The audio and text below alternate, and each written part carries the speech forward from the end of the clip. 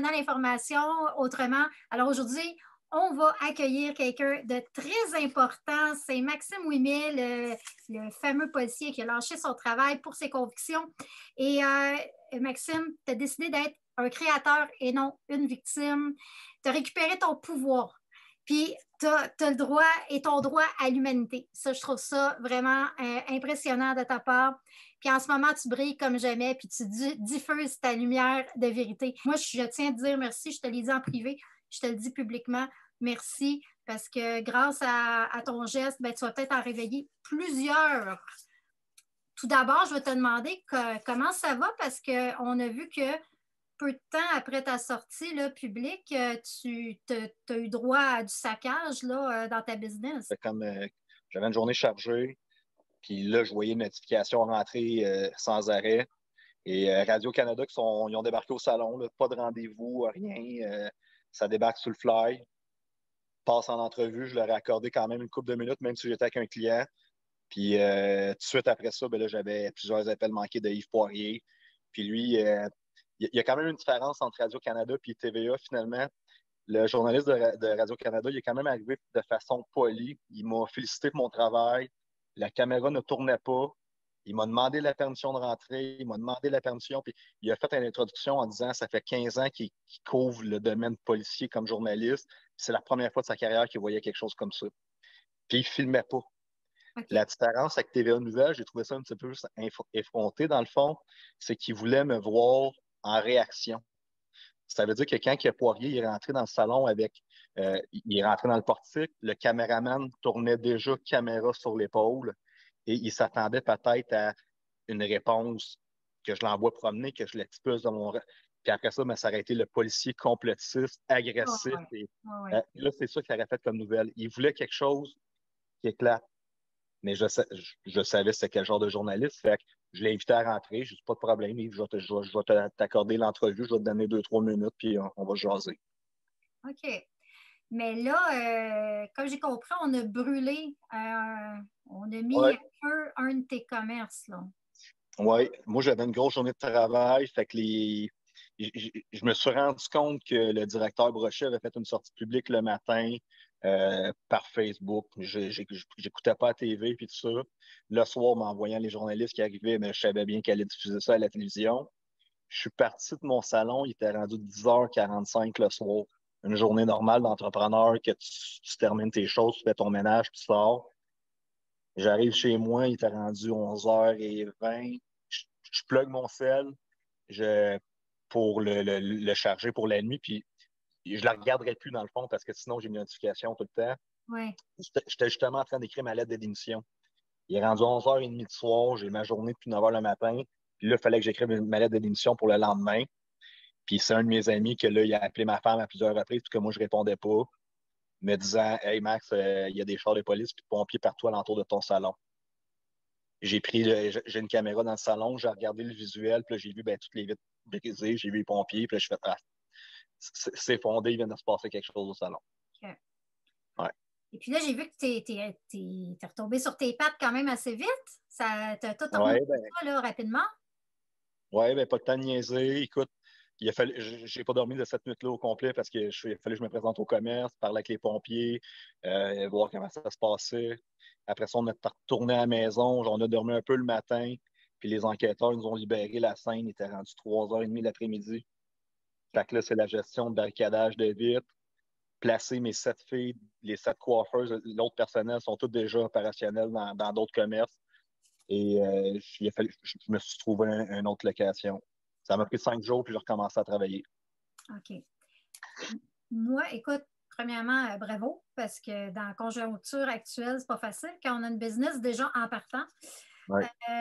Tu nous dis clairement qu'on est sous une dictature. Et moi, il y a quelques mois, j'avais fait une vidéo, tu l'as peut-être vu passer parce qu'elle a été vue plus de 400 000 fois, où je pleurais en disant qu'on rentrait en dictature. Et là, écoute, je vais te lire ça ici parce que j'ai l'école politique, les facultés de lettres et de sciences humaines de l'Université de Sherbrooke qui enseigne c'est quoi la dictature. Puis après ça, j'aimerais ça que tu me dises si c'est ça que toi, tu vois en ce moment, parce que moi, c'est ce que je vois. Je vais voir ton ressenti par rapport à ça. Donc, on parle d'un régime totalitaire. C'est un régime qui tente de dominer complètement ou totalement les différents aspects de la vie sociale et privée à tous les échelons de l'existence. Donc, la famille, le quartier, le lieu de travail, les loisirs. Un régime de totalitaire établit des mécanismes d'encadrement qui s'appuient sur la suspicion, la dénonciation et la délation. Et un petit peu plus loin, on dit d'une manière plus générale, un régime politique est dit totalitaire lorsqu'il exerce son emprise sur l'ensemble des activités des citoyens, qu'il abolit ou tente d'abolir toute notion de vie privée. Effectivement, c'est vraiment le cheminement de mes 8 derniers mois sur le terrain. J'ai jamais arrêté de vivre pour le COVID. J'ai jamais été confiné et j'ai écouté les nouvelles les 2, 3 premières semaines de la pandémie pour m'informer comme tout le monde. Puis j'ai commencé, déjà au début, en 3 semaines de nouvelles, là, on est en train de devenir dépressif, là, on a peur de tout le monde. Oui. J'avais dit à ma femme, j'ai dit, je veux plus que tu me plugues à 1 heure à, à l'affaire de Legault, là. Je veux rien savoir de qu'est-ce qu'ils écoutent. On écoute d'autres affaires, tu me mets du Netflix, mais ils vont nous rendre fous. Tranquillement, toutes les libertés qu'on perd, les obligations de perdre des libertés, le gouvernement Legault, là, depuis 2 semaines, il veut absolument nous faire downloader sa colique de application. Oui. C'est-tu important, chers Québécois, veuillez downloader notre application. Puis là, il promet que ni le gouvernement, ni les policiers, ni les militaires vont avoir accès à vos informations personnelles. Ben, c'est qui le programmeur en arrière de l'ordinateur? Dans le fond, c'est que penses-tu des trolls qui travaillent gratuitement pour le gouvernement et leur propagande en nous faisant passer pour des illuminés et en nous faisant bannir de Facebook, YouTube, etc. Et en plus, je ne sais pas si tu connaissais Jean-Jacques Crèvecoeur qui a été le premier à perdre sa chaîne YouTube. Non. Ensuite, il y a Alexis Cossette qui vient de perdre aujourd'hui, si je ne me trompe pas, son YouTube, en plus qu'il avait perdu son Facebook. Et on a les décodeurs aussi qui sont français, qui ont perdu carrément leur chaîne YouTube aussi et leur Facebook. Alors, on arrive à notre super régime totalitaire qui maintenant nous empêche de nous exprimer sur la place publique, alors que le Québec revendiquait souvent le droit à la libre expression. C'est sincèrement, c'est extrêmement grave qu'est-ce qui se passe en ce moment. Et rendu à 35 ans, j'ai jamais vu dans ma vie, puis je pense qu'il n'y a aucun être vivant encore sur la Terre qui ont connu les premières guerres, les deuxièmes guerres mondiales. Présentement, tous les gens qu'on connaît alentour de nous, c'est tous des gens qui n'ont jamais vu une crise aussi importante de ce qui se passe. C'est pas normal que Facebook, on le contrôle de nous faire taire, que YouTube, ces gros-là, nous bloquent, nos réseaux. On est en saison de crise. Là, j'ai l'information ce matin de quelqu'un qui travaille au gouvernement que les salons de coiffure esthétique vont être en lockdown dans pas long. C'est Bon. la prochaine chose qui s'en vient. C'est l'information que j'ai ce matin.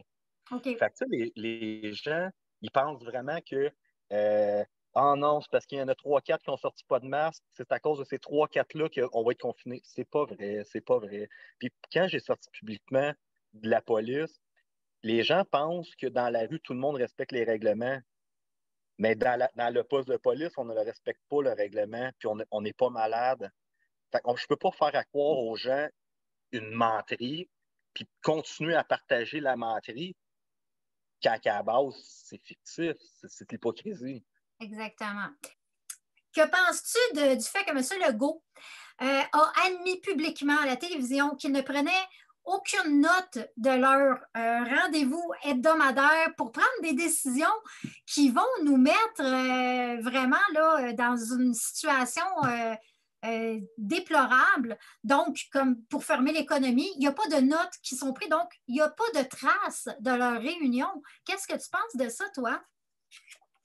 C'est impossible. Je fais des réunions des fois sans importance, puis les gens arrivent avec un crayon et un pad pour prendre des notes. Puis je suis pas en train de gérer l'avenir du Québec, là. Non. Puis c'est des petits meetings.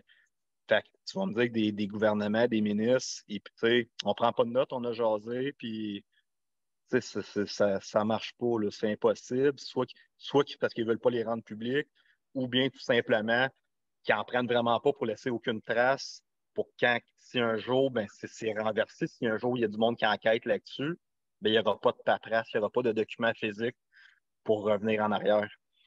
Et puis là, je vais faire une petite parenthèse. La définition de génocide, il y en a qui pensent que c'est tuer. Eh bien Ouais. non, c'est la destruction méthodique d'un groupe humain. Et je crois que nous sommes, en plus d'une dictature, face à un génocide. Tes oncles, hein, Et, il y a des enfants dans ton entourage. ouais, Tu penses quoi de ce qu'on puis, fait aux enfants? je dis malheureusement à ma femme que je suis vraiment pas certain de vouloir mettre des enfants au monde dans cette société-là parce que je vais leur mettre quelque chose de grave à ses épaules. Puis si la chose ne se revire pas finalement, puis qu'ils réussissent à rendre cette dictature-là, parce que là, on est en transition présentement, puis il y a des gens qui n'ont pas réalisé que là, 2020, là, c'est un moment historique qu'on n'a jamais connu là, de notre vivant à nous. Là. Puis si finalement je mets un enfant au monde cette année, puis qu'on n'a pas réussi à gagner cette bataille-là, ça va être dégueulasse sa vie. Parce que j'ai pris le temps, malgré toute ma surcharge de travail, d'être informé un peu. Puis je me suis rendu compte immédiatement que ça ne fitait pas. Le message véhiculé à la télévision, qu'est-ce que je voyais sur le terrain. Puis, c'est des faits que je dis. J'étais là, puis je fouinais dans les hôpitaux, puis chaque cliente que je dis qui sont infirmières, j'ai questionne. Quel hôpital que tu vas? J'ai pas une infirmière qui me dit Max, non, non, tu sais, s'il te plaît, c'est grave chez nous. Puis oui, c'est. Non. Puis, tu sais, ça fait comme 8 mois d'enquête. Tu sais, on enquête tout un peu nos sources. Puis, tu sais, à part Alexis Cossette, que je l'ai vu passer plusieurs fois sur Facebook, sa chaîne YouTube, avant cette pandémie-là, je ne le connaissais pas. André Pritt, que je suis allé faire mon entrevue la semaine passée, je ne le connaissais même pas. Il me nomme des noms de supposés complotistes. Et tu dois connaître lui.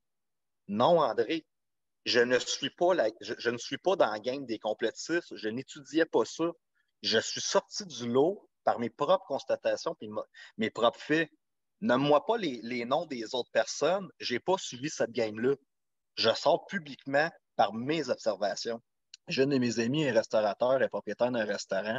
Et tu sais, elle me dit, Max, avant la COVID, j'avais aucune dette. Je n'avais pas de compte à payer, puis ça. Elle, baisse d'affaires de 90 c'est quasiment zéro. Là. On a vu que M. Legault a carrément perdu son pouvoir au profit de M. Arruda. Puis, on l'a vu à Arruda, au début, Legault, même moi, le monde disait, hey, Legault, il est ferme, puis à tous les jours, il fait son point de presse à 1 heure, ça va bien. Puis Arruda, il aimait ça parler. On dirait que c'est un peu un comédien qui il aime ça avoir, il y a power trip qu'on appelle. Puis on l'a vu, cette ascension-là. La journée qui a commencé à vouloir parler de plus en plus. Puis au début, je me disais, c'est un monsieur professionnel, il fait bien chez Sauce, il s'exprime bien, il est gentil, il fait des tartelettes portugaises, hey, c'est le fun. Puis après ça, ben oui, tu sais, il venait se chercher l'appui des citoyens, puis tu sais, il Oui. était. La Ça va sympathie, la il est sympathie. sympathique, ça donnait le goût d'aller manger chez eux des tartes. Puis, mais je me suis tout le temps demandé au début, je fixais là-dessus, son épinglette mondialiste. Ah oui. Puis, tu sais, quand j'ai acheté mon nouveau téléphone, mon Samsung, une des applications qu'il y avait dedans, la première chose qu'il me demandait, c'est il y avait l'application Globalist, faites un don mondial. Puis, pendant que je programme mon téléphone, il me demandait de faire un don en Afrique au programme. Tu sais, je trouvais ça bizarre. Puis là, pourquoi? Son épinglette, il faut qu'elle soit vraiment, mais vraiment importante pour qu'il apporte à chaque fois, qu'elle change de veston. Il envoie un message à tout le monde. Ah oui, c'est de la pub. Son épinglette, là, est partout. Ça m'a fatigué. Puis après ça, il a fait son petit vidéo sur les réseaux sociaux, qui est un danseur rap et tout ça. Après ça, il a pleurniché. Ouais, après ça, il a pleurniché. Ça, là, quand il a fait ça, c'est que là, il se sentait tellement en pouvoir, il se sentait bien en dedans de lui. Il a commencé à prendre confiance. Puis là, il s'est dit, je suis rendu la vedette du Québec, puis je fais ça. Je vais essayer d'aller rejoindre les jeunes. Il doit faire partie peut-être une page TikTok. Là. Puis il allait, puis finalement, il s'est fait ramasser avec ça. Les gens n'ont pas trouvé ça drôle. Mais là, on le voit monter dans son ascension. Là, je l'appelle le commandant en chef. Là. C'est plus le conseiller, le docteur du Québec. Là. C'est vraiment rendu le commandant en chef de la milice, de l'armée. Arruda, la première chose qu'il a dit à la télévision, là, c'est les policiers vont. Là, il est rendu, mes policiers vont rentrer chez. Tu es le commandant en chef de la police du Québec? Tu es le commandant en chef de l'armée? Comment ça? Mes policiers vont rentrer chez vous, puis tu fais un contact. Hey, tu fais un party avec ta famille ou des amis, là. La dépression, les suicides, les gens sont tous. Les gens mentalement, puis moi, je suis sur le terrain. À Laval, cette année, plus de fusillades que dans les 10 dernières années. Le chaos social qu'on est en train de créer présentement, là, on le voit dans les rues. Déjà. Imagine quand toi, moi, tous les gens autour de nous, là, on vit sa PCU, là, le jour qui n'existera plus, puis qu'on n'aura plus une scène. Tu t'en fous de tout, tu n'as pas de lendemain, tu voles dans le dépanneur, tu bats ton voisin. La pauvreté apporte un chaos. Oui. Puis on est en train de tout de faire faillite. Moi, si je perds tous mes commerces, là, puis demain matin, là, j'ai plus une scène. Là. Qu'est-ce qui me retient à ne pas faire des conneries? Pas grand-chose. Puis c'est là qu'on est en train de transformer tous les Québécois. Puis les gens qui ferment les yeux, les infirmières qui sont là, ils me parlent tous. Max, ouais, mais si je le fais, je perds ma job. Je le sais. Puis c'est pour ça, là, j'ai commencé à écrire des infirmières. Faites des équipes. Ouais. Tu sais, moi, là, puis ça, quand j'étais à Nicolette, on avait fait ça. Maintenant, on s'est changé nos devoirs, dans le fond. Puis toi, tu fais numéro 1 à 5, moi, je fais 6 à 10, puis on se partage nos choses. Puis ils voulaient nous accuser de plagiat, alors qu'on faisait du travail de groupe. On s'est levé les 72, puis on a tout écrit une lettre ensemble, se dénonçant qu'on faisait un travail d'équipe, puis qu'on n'avait pas considéré que c'était du plagiat. Penses-tu vraiment que l'École nationale de police allait renvoyer 72 étudiants qui venaient de donner 8 000 $? Non. On venait de se protéger en gang. Là, je suis sorti, j'ai fait de ma sortie publique. Moi, à mon niveau, tu sais, le journaliste Poirier, quand il me dit, ben, c'est un peu contradictoire, tu avais demandé un congé sans solde pour sauver tes grands-parents, parce que j'habite dans une maison intergénération. OK, moi aussi, ça c'est pareil. Bon, c'est ça. Ben, moi, j'ai un monsieur de 86 ans, un problème de santé, puis tout ça. Moi, financièrement, la police, financièrement, la police, c'est plus un revenu qui est nécessaire dans ma vie. Et je suis plus capable de voir cette mascarade-là. Fait que j'ai demandé, c'est une game, là. Si tu me dis que la pandémie est grave, je vais m'en aller en sans-sol chez nous. Fait que, tu sais, j'ai tiré un peu ma démission sans être obligé de la faire immédiatement pour continuer peut-être à avoir des assurances, protéger mon fonds de pension. Puis moi, dans la lettre que j'avais écrite à la direction, là, si la pandémie, elle dure 2 ans, là, ben, je vais m'en aller chez nous pendant 2 ans parce que j'avais besoin de ce temps-là. Et fait qu'il n'y a pas d'histoire de. J'ai pas fait ça parce que là, je pense que tout le monde va mourir. Mais j'ai droit.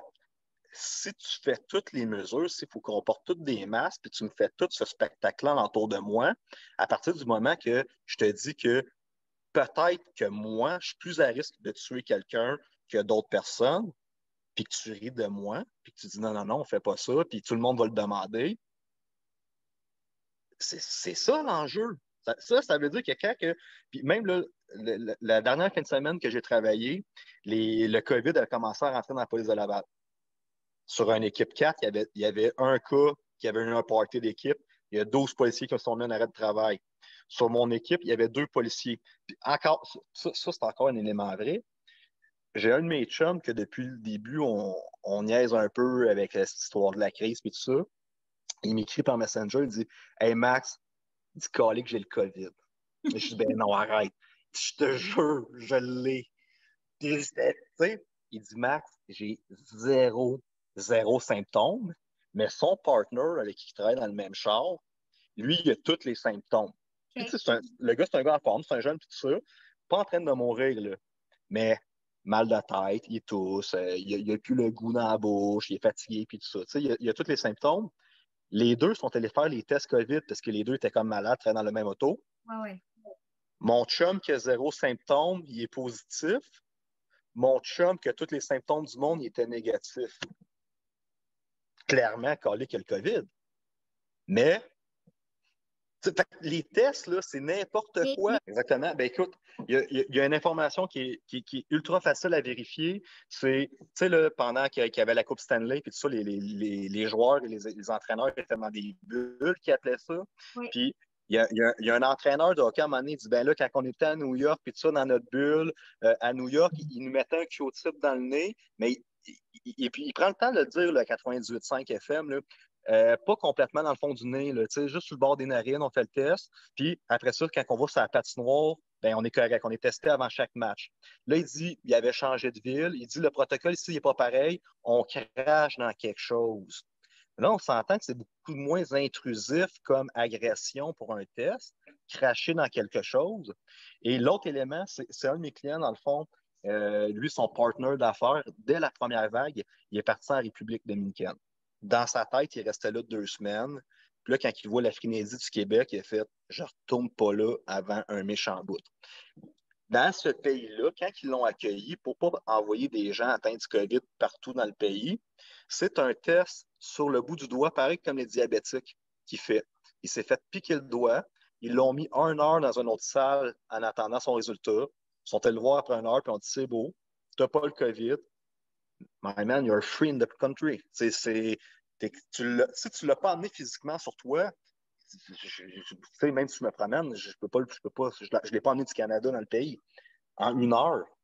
Puis là, ils sont en République dominicaine. Je pense que peut-être les gouvernements sont peut-être pas aussi évolués que nous, peut-être qu'ils n'ont pas les mêmes budgets. Je pense qu'ils ont moins de ressources. Puis, calique au Québec, pourquoi nos tests sont plus compliqués? Sont-ils plus fiables? Mais pourquoi? Là, quand tu parles à d'autres personnes qui sont intelligentes, mettons, comme toi, mais peut-être pas allumées ou pas réveillées, ah, mais c'est parce que le test avec le doigt, c'est parce que c'est sûr c'est moins fiable. Nous, ici, Santé Canada, c'est sûr que le test est fiable. C'est pour ça qu'on ne fait pas ça. Y a-tu quelque chose de pas plus fiable que ton sang? Ils sont capables de savoir de quel âge tu as mangé aujourd'hui. Ils peuvent tout voir dans ton sang. Fais-moi pas croire que le bout du Q-tip dans le nez, aller chercher ma morve, c'est plus sérieux que mon sang. D'ailleurs, quand vous faites des enquêtes, il y a toujours des gens qui vont analyser le sang. Hein? Oui. Comment ça s'est passé, on analyse le sang, on peut savoir beaucoup de choses par le sang. Donc, ben oui, on sait tout par je le pense que sang. tu es bien placé pour nous dire ça. Et toi, la définition d'un viol, c'est quoi pour toi? Ben, tu sais, c'est à partir de quelque chose qui est intrusif dans toi et non consentant. Le problème, je ne comprends pas pourquoi que les gens continuent à aller se faire tester sans arrêt. Moi, là, mettons là, que je commence à me sentir malade, j'ai des symptômes d'une grippe, ben, je vais rester chez moi quelques journées, je vais prendre des Tylenol Rumestinus, je vais me booster en vitamine C, en zinc, et je vais essayer de combattre le virus. Pourquoi j'ai besoin de savoir si c'est le COVID ou non? À quoi ça me change dans ma vie de savoir, de mettre le doigt et mettre le nom de ce virus-là dans moi? Va pas faire le test. À quoi ça sert? Mais Puis, là, toi, tu parles de quelqu'un qui a des symptômes, mais c'est encore pire quelqu'un qui n'a pas de symptômes puis qui y va pour voir s'il est malade. Il n'y a pas de pourquoi? symptômes. Pourquoi tu fais ça? C'est là que les gens ont perdu le raisonnement absolument, complètement. Je m'en vais faire. J'ai 0 symptômes, je ne suis pas malade, je fais super bien. Ça me tente d'aller faire un test pour voir si je suis malade. Mais vas-y quand tu es malade. Ben, attends, il faut nos devoirs de citoyen. Ben, devoir de citoyen, c'est. C'est des bons citoyens. Puis l'OMS, ça fait extrêmement longtemps qu'ils ont sorti l'information que les personnes asymptomatiques, on ne peut jamais dire c'est impossible parce que le risque zéro n'existe pas, mais que, que c'est pratiquement impossible que tu sois contagieux pour une autre personne. Mais calique, tu n'as pas de symptômes, arrête d'y aller. Tu fais dépenser de l'argent à l'État. J'aimerais ça savoir, ça coûte combien par test?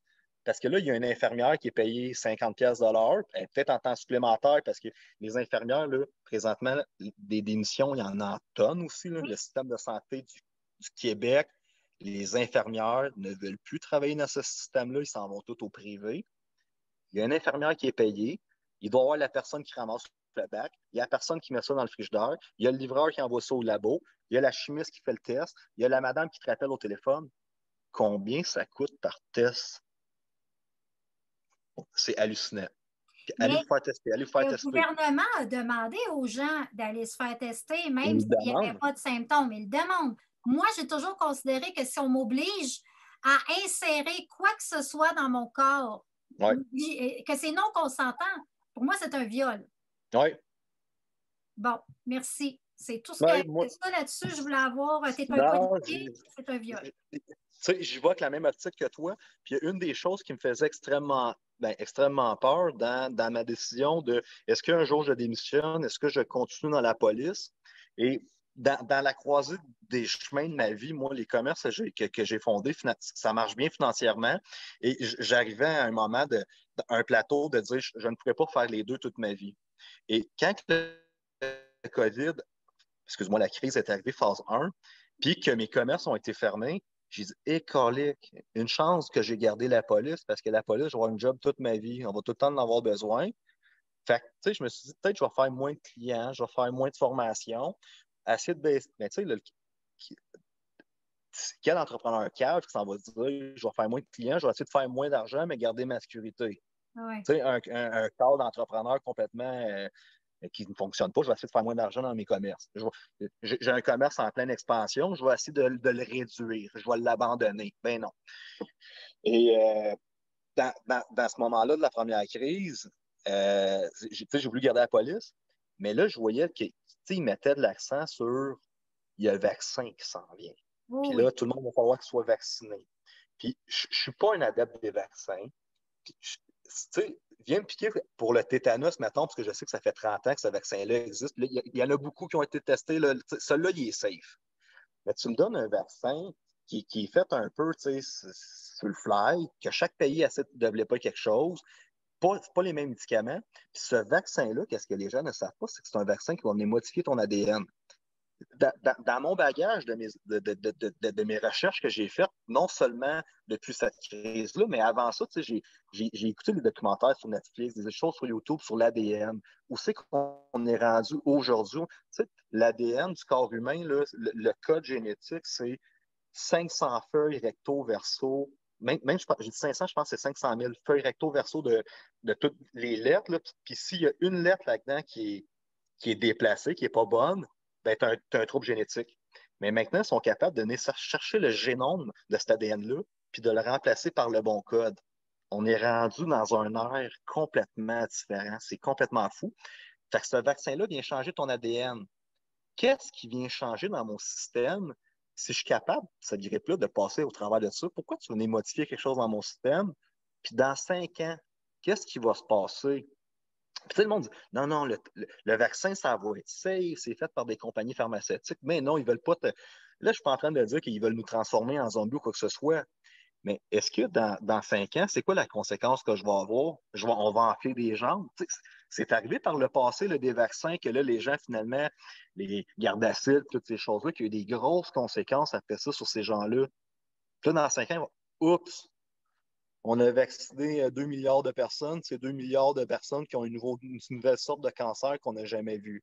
Oui. On n'avait pas, on n'avait pas. Fait que moi, je suis arrivé à la conclusion que, étant donné que j'étais policier, le H1N1, j'étais policier en 2009 quand c'est arrivé, cette chose-là, et je m'en étais sorti. J'avais pas. Nous, on avait un accès privilégié pour se rendre dans une clinique. Vous êtes des policiers, vous êtes sur le terrain, passez par en arrière pendant que vous travaillez, puis on vous vaccine avant les autres, pas de line-up. Ça avait l'air. Là, l'histoire de cette crise-là, 2020, est tellement énorme que je me suis dit, c'est sûr et certain qu'ils vont nous obliger à être vaccinés, sinon je ne pourrais pas retourner au travail. Puis, dans ma tête, c'était clair que cette journée-là que ça allait arriver, c'est là que je démissionnais. Pour pas avoir ce viol, ce poison, ce médicament en moi que je ne refuse consciemment d'avoir. Que mon employeur, on n'est pas rendu là, mais je voyais l'alternative que je me disais peut-être en tant que personnel d'urgence, policier, infirmière, ambulancier, peut-être professeur d'école, ils vont être peut-être obligés de l'avoir forcé. Ouais. Dans le fond, on est rendu à crise d'octobre 2.0 et on dit toujours que le passé sera garant de l'avenir, mais est-ce que les gens se rappellent vraiment de ce qui s'est passé dans les années 70, là où la loi martiale a été instaurée? Est-ce que tu penses qu'on est à l'aube d'une loi martiale? Ben, tu sais, c'est sûr certain que si on fait une certaine désobéissance, si on ne respecte pas les règlements, et tu sais, on le voit, il visse la vis, tu sais, de plus en plus sur les mesures, sur les. Tu sais, ben là, tantôt, on n'avait pas terminé 100% de parler du télémandat. Le télémandat, présentement, aux dernières nouvelles, quand j'ai travaillé, c'est trop encore. On ne sait pas comment l'appliquer, on ne sait pas comment ça marche, on ne sait pas si les procureurs puis les juges vont les autoriser.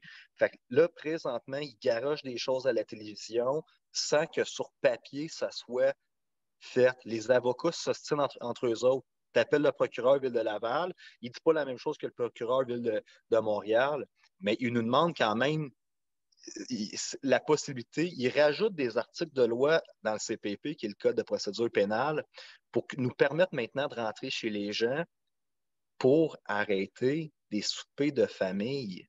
Ouais, C'est pas normal. C'est pas normal que je rentre chez toi. Puis le problème là-dedans, là, c'est là que ça déborde les. À partir du moment que tu m'as fait travailler pendant 4 heures de temps, il y a un. Nous, les policiers, on a peut-être d'autres problèmes des fois à régler. Il y a du monde qui sont en danger pour le vrai. oui. Écrire mon mandat, là, ça veut dire qu'il va falloir que je me stationne. Ça va prendre un véhicule de police avec 2 policiers qui surveillent le devant de ta maison pour pas que tu t'enfuis. Il y a un autre char de police qui va se rendre au poste de police, 2 autres policiers, 50 pièces de l'heure chaque, et rédiger le mandat. Une fois que le mandat y est fait, tu faxes ça à un juge, n'importe quelle heure. Là, le juge va te renvoyer sa confirmation s'il t'autorise ou pas. Un télémandat, ça veut dire que normalement, un mandat, c'est le juge doit te le signer en personne. Tu dois te présenter au palais de justice, rencontrer un juge, il te signe ta chose. Télémandat, c'est que ça se fait par fax, ça se fait à distance. Si j'attends pendant 3, 4 heures pour rentrer chez toi, si les policiers ont tout fait ce travail-là, c'est sûr que quand ils vont rentrer, c'est pas bon, mais bonjour, on vous donne un avertissement. Tout le monde va avoir des constats. Mais là, c'est des constats à 1546. Toi et ton conjoint, financièrement, ça va pas bien, tes commerces ont été fermés. Euh, tu vas voir tes parents parce que tu as de la peine, quoi que ce soit, ou juste parce que tu vas choper chez tes parents. C'est-tu normal qu'on tu te sens criminel d'aller manger chez quelqu'un? Depuis quand c'est rendu criminel d'aller manger chez tes voisins, chez des amis? Là, ça en est rendu là. Puis si je te donne un constat à toi, 1546, je ne le donne pas à ton chum. C'est injuste. Fait que là, on est ici à 6 personnes dans la maison, il va y avoir 6 tickets. Calcule 6 fois 1546, ça commence à faire du bidou en titi. Fait que là, tu viens de donner 15 000 pièces de tickets dans la même maison, puis tout le monde qui ne sont pas d'affaires là sont expulsés. Mais à partir du moment que toi, tu t'ostines avec la police puis tu refuses de quitter, on va te sortir de force. Puis si tu résistes à ça, on va augmenter la force. Puis on va te garrocher dehors pour que tu sortes. Mais s'il a fallu que je mette la main sur toi, tu as des accusations d'entrave. Si tu m'as touché, c'est voie de fait police.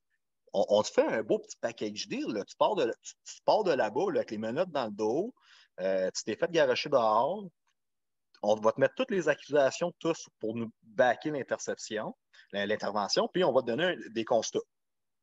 Mais toi, après ça, là, tu t'en vas chez vous, il va falloir que tu appelles un avocat. Tu vas avoir une date de cours à un moment donné. Tu sais, je viens de te rentrer dans le processus du système judiciaire parce que tu es allé souper chez tes parents. Ah oui, ça n'a juste pas de sens. Hey, Écoute, en ce moment, ce qu'on voit, là, il y a un nouveau phénomène, là, les gens ne peuvent pas se voir chez eux, mais ils se donnent rendez-vous chez IKEA, chez IGA, dans c'est le quoi centre, ça? et ils se réunissent là. Ils se disent, ben, Ouais, écoute, on ne peut pas se voir à la maison. Les gens, ils vont trouver des moyens de se voir, là. c'est quoi pareil? Ben oui. Ils ne feront pas de party. C'est pas vrai qu'on est indiscipliné. Moi, là, je connais personne qui fait des parties. Personne. J'ai des jeunes, là.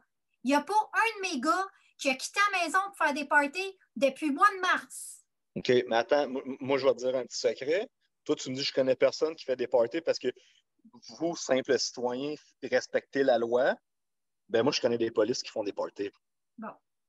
Penses-tu vraiment qu'un party de 15-20 polices, on va avoir des constats? Mais non, c'est ça. Mais non. Bon. Fac, nous, on a le droit. C'est comme ça. Puis là, à un moment donné, tu sais, les gens qui me disent encore, ouais, mais là, il y a des irresponsables dans la société, puis c'est à cause de vous qu'on lockdown. Arrête, là. Nous, les policiers, on est sur le terrain, on l'a constaté qu'il n'y a pas de danger. Fait qu'on n'a pas peur de se rassembler dans des soirées ou quoi que ce soit parce qu'on le fait pour faire taire les citoyens. Tu sais, moi, c'est sûr que s'il y a un citoyen, puis dans la phase 1 là, de cette crise-là, la première lockdown, là, il y avait de 400 à 500 appels par jour à Ville de Laval pour la délation de voisins. 4 à 500 appels reliés à cette chose-là qui se stoulaient entre eux. Ils gardaient 3 à 4 chars en temps supplémentaire, ça veut dire 8 policiers en temps supplémentaire, ça veut dire à 75$ de l'heure, 24 sur 24, pour répondre aux appels reliés aux plaintes de cette crise. OK, là, tu as quand même ouvert la porte à quelque chose, là. L'argent des citoyens, là. Puis à Laval, présentement, depuis le mois de mars, il y a des techniciens qui lavent nos voitures après chaque relève, matin et soir. On rentre dans un véhicule comme si je serais le président des États-Unis. Là, quand je m'assieds dans le véhicule de police, il a été désinfecté à grandeur chaque fois. Calcul jour par jour, 2 relèves par jour, 20 chars. Je ne sais pas c'est quoi la facture, là, mais on travaille dans des chars de police pas mal propres. Ironiquement, là, avant cette crise-là, là, tu sais, quand je te disais, je n'ai pas le droit de rentrer chez toi pour, même si t'es Rocco Magnotta, là, va tout falloir que tu décrives le plus gros papier du monde pour venir t'arrêter. Puis tout à coup, pour cette histoire-là, je peux rentrer un peu comme chez vous. L'année passée, j'ai pris un 6 mois sabbatique. Bon. Quand je suis revenu au travail, j'ai consulté les nouveaux documents des procureurs, puis je me suis rendu compte que les pouvoirs des policiers, on avait encore perdu des pouvoirs, que mettons que tu fais un bris de condition, normalement, un bris de condition, c'est une détention automatique. Ça veut dire que je t'arrête à 2 heures, tu as brisé une condition, c'est parce que tu ne respectes pas tes conditions de libération. Tu vas passer la nuit en cellule, puis demain matin, tu vas comparaître à 9 heures devant un juge. Si c'est un vendredi soir, tu n'es vraiment pas chanceuse parce que tu vas faire vendredi, samedi, dimanche. Puis si c'est un jour férié le lundi, ben, tu fais 4 jours de prison parce que tu es remis devant un juge. Quand je suis revenu en 14 janvier 2020, là, je fais OK, les pouvoirs de détention sont réduits. Le but est de remettre le criminel le plus rapidement possible pour ne pas déranger sa liberté. Puis maintenant, un bris de conscience, il faut que tu appelles un procureur. Puis le procureur, il essaie de te poser plein de questions sur pourquoi je ne le garderais pas en dedans pour le mettre dehors. Là, je fais, voyons, tabarnache, les criminels, ils ont de plus en plus de pouvoir. On ne détient plus les gens pour ne pas brimer leur liberté. Mais là, n'oublie pas, on parle de gens avec dossier, des gens qui commettent des actes illégaux. Monsieur Legault, je ne les ai jamais vus dans ma vie, moi, physiquement. Là. Fait qu'on s'entend que si tu ne portes pas ton masque, c'est pas Monsieur Legault qui vient te dire Madame, replacez votre masque, s'il vous plaît. Il y a besoin de mains sur le terrain, puis ses bras et ses mains sur le terrain, c'est les policiers. Si je réussis à convaincre ces policiers-là de dire Hey, arrêtez, là. On n'en donnera pas des constats. Battez-vous pas avec des gens qui n'ont pas des masques pour les blesser, parce que vous les voyez comme moi, les statistiques. Vous les voyez qu'on n'est pas mort dans la police. On était dans la première grosse vague, là, puis il n'y a personne de mort là, dans la police. Fait allez pas tabasser des gens, vous ostiner, vous engueuler, drainer votre mentalité, votre énergie mentale pour cette stupidité-là. Il faut vraiment arrêter. Puis si le gouvernement n'a plus ses bras sur le terrain, n'a plus les policiers pour faire respecter ce règlement-là, il perd son pouvoir. C'est pas vrai qu'il va se mettre une chaîne de travail puis qu'il va l'arrêter des gens. M. Legault va se mettre un fusil, il n'ira pas sur le terrain. Non, il n'ira pas sur le terrain, sauf qu'on nous dit qu'il pourrait faire intervenir l'armée. C'est ce que... Effectivement. Et ils n'ont pas... justement, Mme Guilbeault parlait d'une police privée, si je me Ouais. souviens bien. Ben, une police privée, là, on arrive un peu comme Hitler quand il a formé sa police, les SS. Bon, merci. Hein? J'attendais que tu me le dises. Hein? Non, mais c'est ça. C'est là. Les gens, là, sont. Malheureusement, les gens sont occupés. Je ne sais pas qu'est-ce qu'ils écoutent à la TV. Je ne sais pas qu'est-ce qu'ils ont retenu sur l'histoire de notre passé, là. On est dans une colique de roue, là. Tu sais, quand la démocratie, le peuple pour le peuple, puis tout ça, là, plus que j'étudie les Socrates de ce monde, puis ces gens-là, puis César qui disait divise pour mieux régner, oui. ce gars-là a vécu 2000 ans avant nous autres, puis il a déjà édité les règles de guerre. Mm-hmm. Il n'y a rien. En 2020, là, on a inventé des ordinateurs, on a inventé des choses électroniques, là, mais on n'a rien inventé de comment gérer une société, là.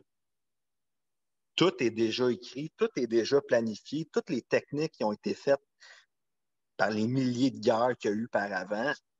Mais les gens, on dirait que, je sais pas, ils tombent leur gazon, là, puis là, paf, ils ont eu 2020 en pleine face, puis on fait comme ah, je vois-tu pour le Parti vert, le libéral, puis c'est quelle face que je préfère entre les deux. Puis les gens, finalement, se sont jamais rendus compte que pourquoi c'est lui qui est en haut? Pourquoi c'est lui qu'on vote? Il y a combien de business? Tu sais, à combien de personnes qui a promis qu'elle allait redonner de l'argent? Puis tout ça. Le lobbyiste, puis la patente pour arriver en haut de ça, là, il y a une méchante game en dessous. Puis les gens sont pas conscients de ça.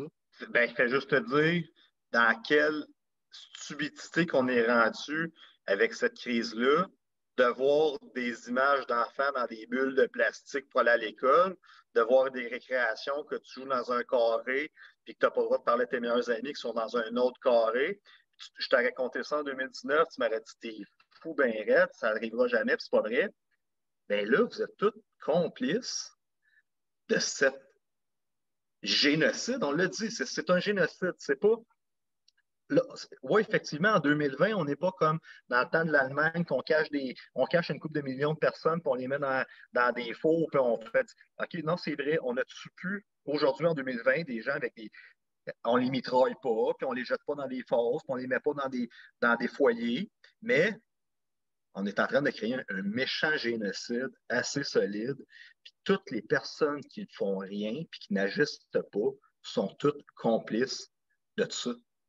Et vous participez, vous aidez à continuer à faire ça. Puis moi, j'ai dit non, c'est pas vrai que je vais participer à ça.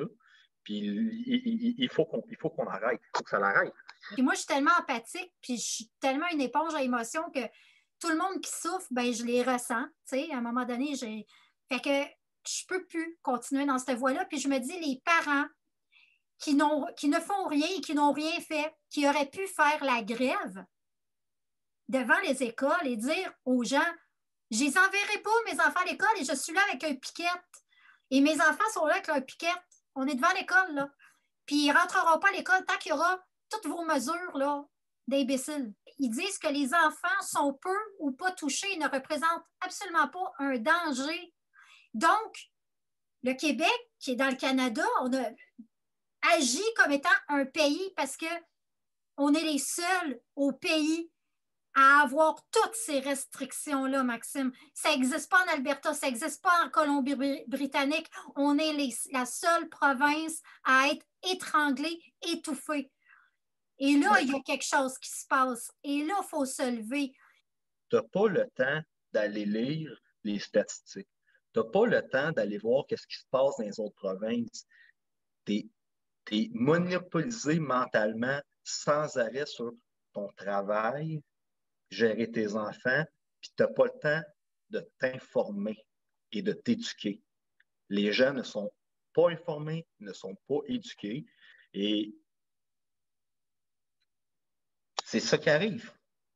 Tu es complètement submergé de choses que tu n'es pas capable d'aller aux sources. Puis il y a du monde parce qu'ils sont trop paresseux de le faire. Puis il y a plein de gens qui, oui, tu supportes, mais tu sais, là, on va se dire qu'au Québec, on n'est pas un peuple Il n'y a jamais eu de grosses manifestations comme en France, comme en Égypte, qui essaient de renverser un gouvernement. On est un peuple qui chiale fort, qui parle fort, mais qui n'agit pas. Tant aussi longtemps qu'on ne se lèvera pas, que mes collègues policiers ne font pas, que le syndicat de la police de Montréal, le syndicat de la police du Québec se sortent et disent non, on va arrêter cette mascarade-là, on va arrêter on reçoit le papier du gouvernement, puis on respecte les directives du gouvernement. À partir du moment que tu te rends compte que tu participes à un génocide, puis les policiers sont bons, ils pensent faire réellement le bien. Il n'y a pas de police qui se dit nous sommes des dictateurs et nous allons attaquer et répresser les gens. Ils pensent qu'ils font la bonne chose. Maxime, tu vas me dire, est-ce que tu as encore le droit de sauver une vie en tant que policier si quelqu'un fait un arrêt cardiaque? Non, puis ça, sincèrement, je l'avais screenshot. Là, je le retrouve dans mon cellulaire, je l'ai encore parce que ça m'avait fâché quand j'avais eu cette affaire-là. Puis j'avais commencé à essayer de partager des choses, mais en sachant très bien à l'époque que si ça se savait que c'est moi qui avais partagé ça, je me retrouvais aux affaires internes instantanément. Puis effectivement, on a eu la directive sur les réanimations cardiaques, quoi que ce soit. N'avait plus aucune réanimation cardiaque sur personne.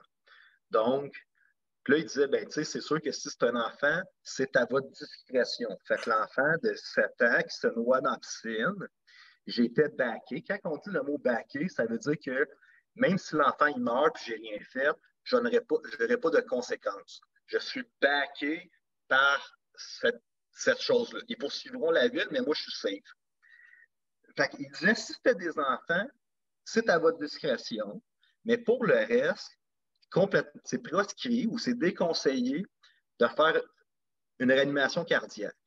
C'est sûr que si la personne a 80, 90 ans, c'est moins triste. Tu dis, tu sais, bon, la personne avait vécu sa vie. Mais j'arrive à quelqu'un de 30 ans, que je ne sais pas pourquoi il s'est noyé, il y a eu un choc électrique, cette personne-là, il n'est pas sur le point de mourir, là. Mais j'ai le pouvoir de mettre les 2 mains dans les poches puis de la regarder en faisant rien. Ça, j'ai le droit. Parce qu'il disait que, bon, c'est sûr que le bouche à bouche aurait pu être, c'est plus à risque, mais on a tout le temps des pocket masks, mais de faire le massage cardiaque, de peser sur la poitrine, tes poumons en pesant sur ton ventre, mais tu rejettes de l'air, mais là, ça rejette de l'air fragmenté à cause de l'impact du poumon. Puis même dans les hôpitaux, ils ne le font pas. Fait que c'est bien plate, là, des gens en santé comme moi et toi, moi à 35 ans, que je pense que je vais vivre encore plusieurs années si tout va bien, ben je pourrais avoir un problème technique, puis les gens ne me feront pas de massage cardiaque parce qu'en pesant sur mon ventre, ma bouche va faire des puis ces particules de salive-là vont être fragmentées, puis là, le COVID, il se retrouve dans l'air, puis tout le monde risque. Tu sais, fait que c'est rendu que ça sert, tu sais, quelqu'un qui va faire un arrêt cardiaque, quasiment sûr de mourir, là, en temps de COVID. Moi, sincèrement, puis la plupart des policiers, je pense qu'ils vont faire quand même la réanimation, surtout là, rendu en octobre. Peut-être qu'au mois de mars, avril, mai, on avait peur, nous aussi, là. On ne savait pas à quoi s'attendre. On avait l'information de la télévision.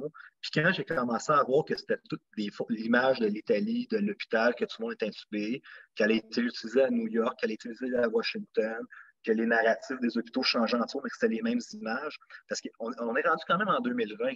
Dans les années d'avant, on nous présentait des images. Qu'est-ce que la TV me disait? C'était vrai, je n'avais pas d'autres sources d'informations. Mais maintenant, je peux écrire à des amis en Italie grâce aux réseaux sociaux. T'sais. Fait qu'on est capable de faire des liens. C'est pour ça que je vais te confirmer ça tout de suite. J'ai de la famille en Italie, j'ai de la famille en France. OK? Et personne dans mon entourage immédiat, familial, amical, ont eu ce virus-là. Personne. Donc, dans 3 pays, si je compte Italie, France, ici. Je connais une personne que son père est décédé en CHSLD au tout début et qui a été reliée. Elle n'a pas pu le voir. Ils ont envoyé une photo de son père dans du cellophane pour qu'elle identifie le corps. Elle a reçu les cendres. Ça a été ça. Ça a été affreux parce que c'est une personne qui était très près de son papa puis qui faisait du bénévolat dans le CHSLD et qui ne pouvait plus y aller. Alors, ça a été horrible, mais est-ce qu'elle peut être certaine que c'était ça? Parce qu'il y avait beaucoup de comorbidité, cette personne-là. Oui. Ben moi, là, toutes les infirmières, j'ai plusieurs personnes qui m'ont dans le fond, qui ont stoulé l'information que c'était coché COVID sur le certificat de décès. J'ai même une histoire d'une amie à ma femme qui s'est suicidée dans la vingtaine et sur son certificat de décès, c'est COVID. Tu ne peux pas te suicider. C'est une cause parallèle, mais le COVID ne te suicide pas. Ben non. Puis c'est enrageant. Il y a des gens qui ont ces informations-là. Faites-moi des photocopies, envoyez-moi les photos de ces documents-là. Je veux voir le document de Julie Untel, 24 ans, décédée COVID, puis que ses parents m'écrivent ma fille s'est pendue, ma fille a pris des pilules. Là, c'est tellement grave, qu'est-ce qui s'en vient. Tu sais, ton histoire de la personne qui est décédée, puis que c'est extrêmement triste pour la personne qui n'a pas vu son père en train de mourir ou c'est sa mère. Mais imagine la personne de 80-90 ans qui a vécu toute sa vie, puis la seule chose qu'elle a léguée finalement sur cette planète-là, c'est ses enfants. Puis à partir la chose qui peut faire le plus peur à une personne, c'est de mourir. Moi, je dis tout le temps à ma femme, quand il m'arrive des pépins, je dis, hey, on est-tu mort? Tu sais, on est là, on n'est pas mort. Fait que la pire chose qui peut nous arriver dans la vie, c'est pas que mon commerce passe au feu. La pire chose qui peut m'arriver, c'est que je décède. On s'entend, après ça, il ne passe plus rien. Cette personne âgée-là lègue une chose à la société, c'est ses enfants. Il s'en va vers l'au-delà, puis il n'est pas accompagné. Il est abandonné seul sur son lit de mort, sur la chose qui va l'effrayer le plus au monde. Qu'est-ce qui se passe de l'autre côté? Mon esprit devient-tu un âme ou ça s'éteint et il ne se passe plus rien? C'est la question que personne n'est capable de se répondre. C'est la question qui fait peur à le plus de gens.